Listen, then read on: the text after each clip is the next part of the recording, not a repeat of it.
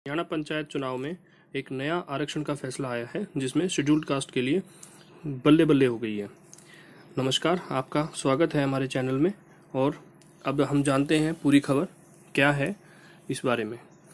ऐसी अपडेट्स पाने के लिए आप हमारे चैनल को लाइक, सब्सक्राइब और शेयर कीजिए ताकि हर किसी को इससे जुड़ी खबर मिल सके। अब हम हमारी खबर शुरू करते हैं, जिसमें ये एक नया फैसला लिया गया है हरियाणा सरकार की तरफ से कि जितनी भी ग्राम पंचायतें हैं और जो लोग चुनावों की प्रतीक्षा कर रहे थे उनके लिए एक नया अपडेट आया है। राज्य में इस बार होने वाले ग्राम पंचायतों में चुनाव में अनुसूचित जाति समाज के लोग सामान्य सीटों पर भी ताल ठोक सकते हैं। इसका मतलब है कि जो पहले जिन सीटों पर सिर्फ आरक्षण से रिलेटेड सूची आती थी और एससी समाज के लोग उन्हीं सीटों पर अप्लाई कर सकते थे या इलेक्शन लड़ सकते थे, अब वो ओपन सीट पर भी चुनाव लड़ सकते हैं। National alliance for Dalit human rights के संयोजक रजत कलसन ने मंगलवार को यह जानकारी दी। यहाँ जारी बयान में उन्होंने कहा कि इस बार ग्राम पंचायत चुनाव में दलित उम्मीदवार आरक्षित सीटों के साथ साथ सामान्य सीटों पर भी सरपंच पद के लिए ताल ठोकेंगे।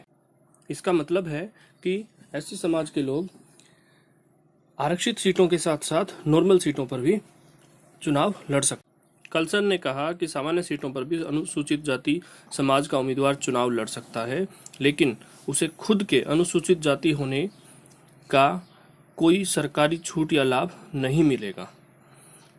उस उम्मीदवार को चुनाव खुद के सामान्य होने की कैपेसिटी में लड़ना पड़ेगा। इसका मतलब यह हुआ कि अगर वो अपनी संवैधानिक और सरकारी छूट या लाभ जो भी आरक्षण से रिलेटेड उसे उनको मिलती है, अगर वो उन सबको छोड़ने की हिम्मत रखते हैं तब तो वो ये चुनाव सामान्य सीटों पर लड़ सकते हैं, अन्यथा नहीं।